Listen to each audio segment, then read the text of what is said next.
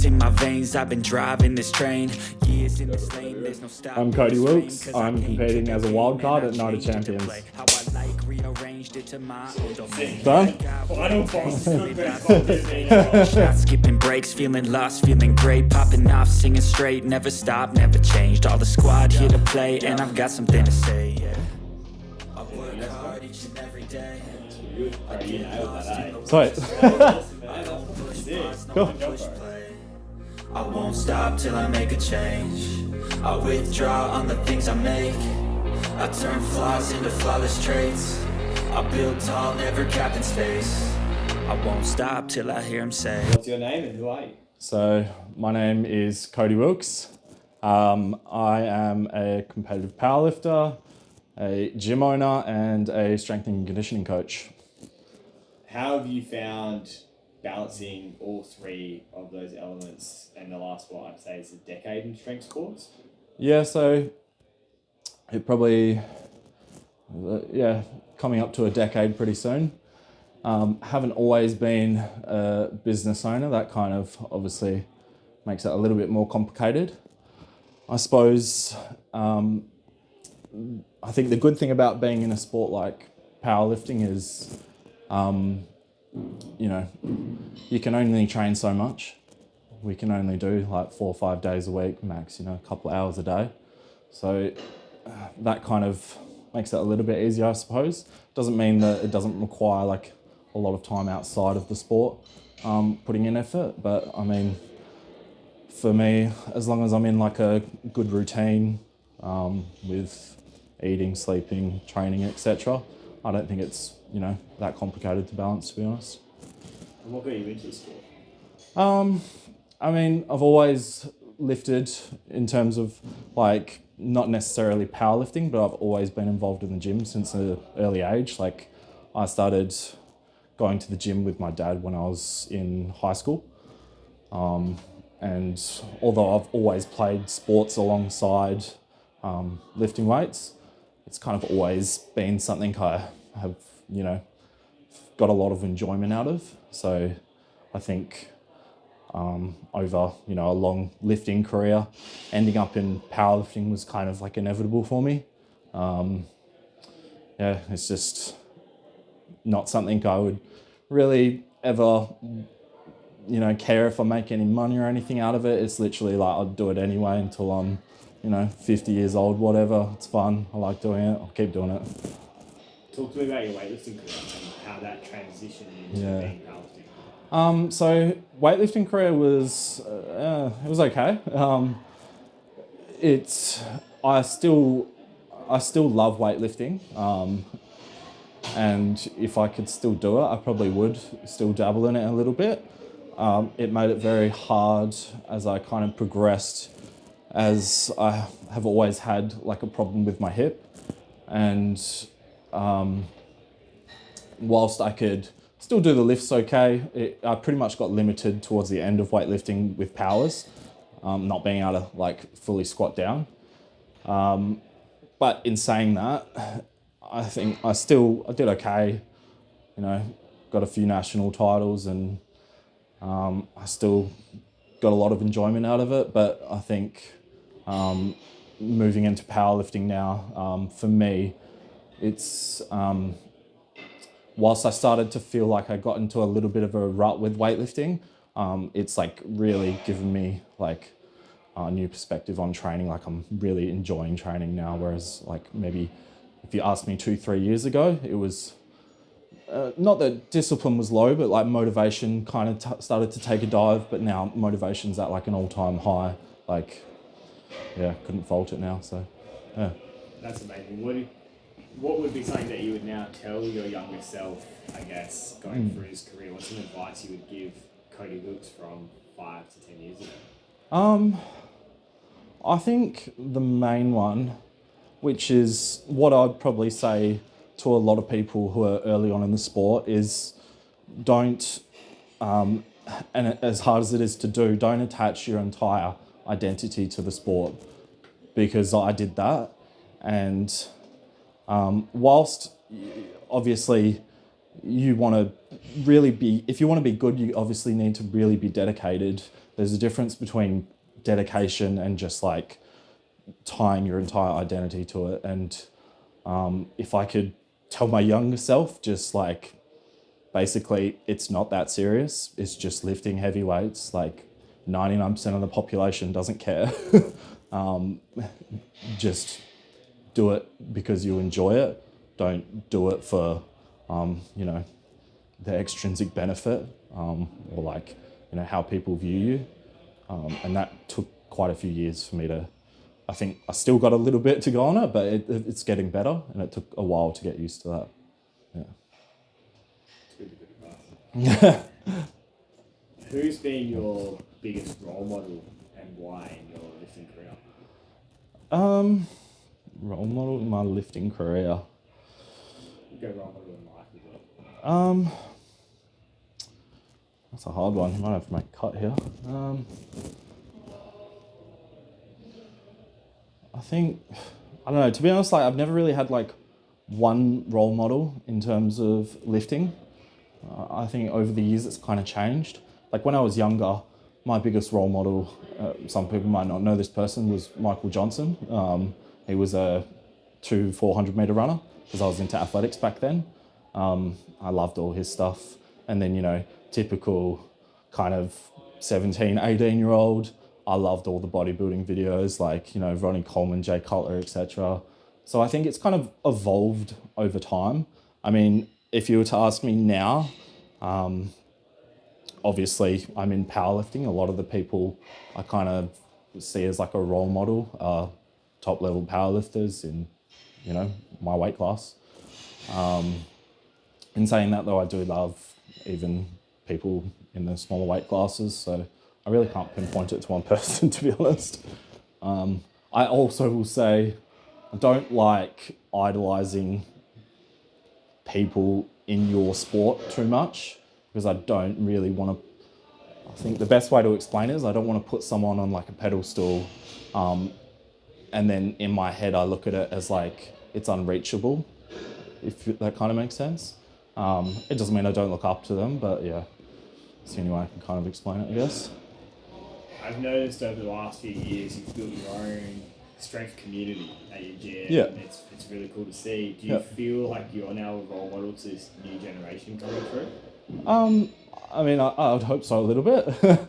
I don't really like, for me, like, I suppose if we're talking about like coaching here essentially, I don't really do it from a financial perspective. I do it because I love that side of things. I mean, that's what my education is in.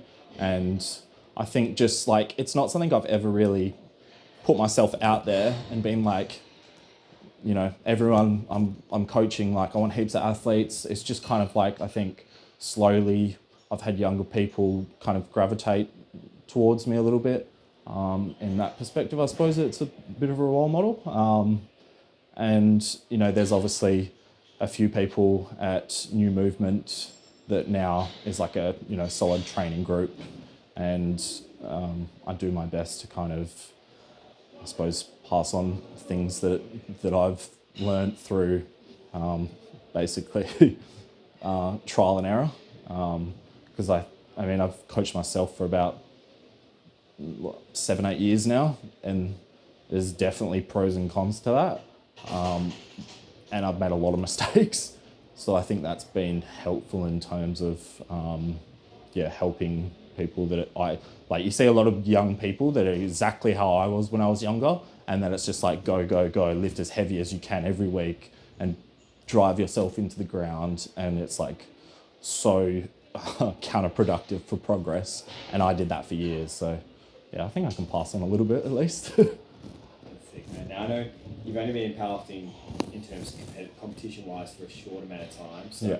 I'm going to ask this question, but I'm happy for you to refer it as weightlifting or anything like that. What's the most memorable moment in strength sports?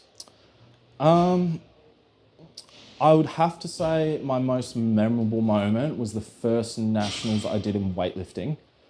And I basically took a big gamble. And for people that know weightlifting, it's not it's not like powerlifting where basically you do your attempt and then you've got 8 to 10 competitors before you're going again. It's a rising bar, so you can do your first attempt and then within 90 seconds have to do your second attempt. And depending on how many people are kind of lifting within your weight range, it's kind of like, I suppose, playing games.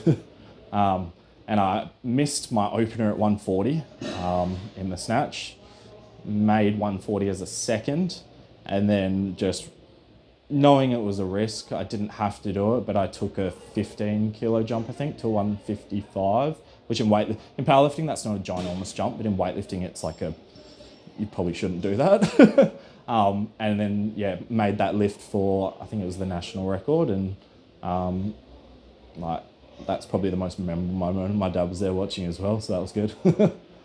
Yeah. That's a super final boss moment. Yeah.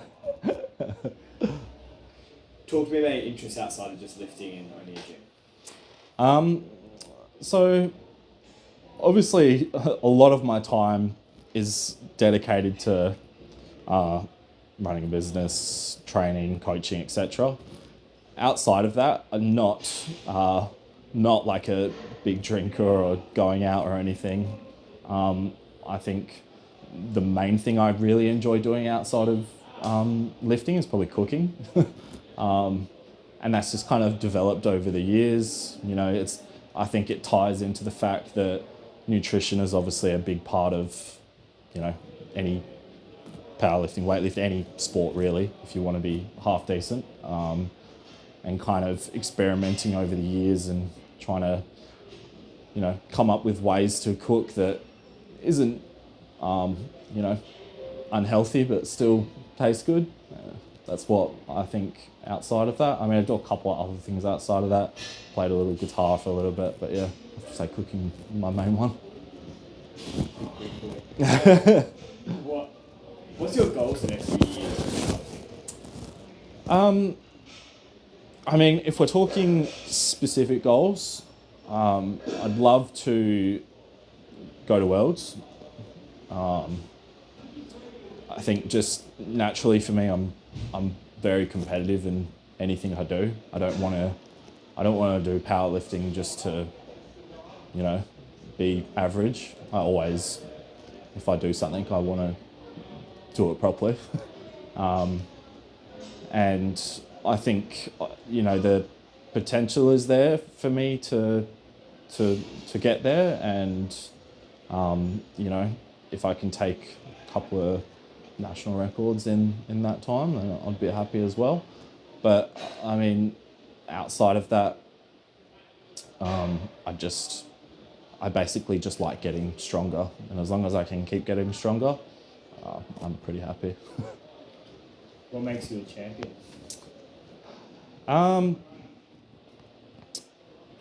It's a hard one. I think that kind of ties into the last question. I'm always hungry. Like, it's very rare for me not to be motivated. I know this is a big one I see at the moment. People say that, discipline is more important than motivation, and I would strongly disagree if we're talking about being the best. I think if you want to be as best as you can possibly be, you have to be like absolutely starving for it all the time, and nothing short of that. I mean, obviously you have dips every now and then, but you should basically do everything in your power to keep that like fire inside you alive. That's what I would say is mine. Now, you haven't really got a head-to-head battle. You're No. a different selection for us. Yeah. There's some big cash on the line. Probably the most money you've had an opportunity to win at a competition. Oh, by far. Talk to us about, just open discussion. Talk to me about the strategy on how you're going to win that overall. Strategy on, you're going to nationals next year. Yep. There's a lot of big 120 players on the board. Yep. What makes you different? What's your strategy? Why are you going home with the cash? So if we're talking about Night of Champions, my strategy would basically be secure the biggest subtotal I can and get just 6 out of 6 on the board. Not do anything crazy. I'm not looking to, just take huge lifts for the sake of it. I'm not even essentially doing a proper peak for this meet.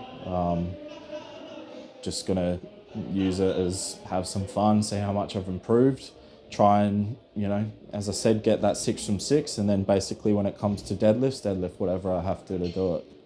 That's my strategy, I suppose. I think being someone who is kind of favours the deadlift in terms of total, it's always kind of going to be how it ends up playing out. But I have done a lot of work on my squat and bench in the past, since the last comp at States. So I'll be looking to add a fair bit to my subtotal, not having to just solely rely on, deadlift to push that total up. So I think, I'm not super stressed about, having to put up specific numbers per se. I'm just I know roughly what I can do on the day. Even now, was it 7 weeks out? I got a pretty good idea in my mind, so I'll just be looking to do what I know I'm capable of. In terms of nationals, I got a lot of weight to gain, got a lot of room to move up, nearly 10 kilos, so I'll be in between Night of Champions and Nationals. I'll be looking to gain a lot of size, a lot of strength, and add a lot to my total between now and then. I think I can. Does it excite you to know that the 120 class has risen to not just being this class of drought, which we may have seen a few years ago? Now it's competitive central. There's probably 6, 7 guys battling to go get that world spot. How does that make you feel? Oh, it's always a positive. I mean, when I first came into powerlifting a couple of years ago, and I, was looking at the numbers that, 105s, 120s were looking at, if I look at the 120s, obviously there was still a couple of guys that were good, and I think around then, you had the guys going to Worlds in the 120s around that, I could be wrong, low to mid 800s kind of total. I mean, now I have a feeling that by Nationals next year, anything short of 900 won't do it. So, I mean, that's a massive jump in standard in 2 years. And if anything, it's a positive. I mean, never get complacent, I suppose. There's always going to be someone that's going to beat you eventually.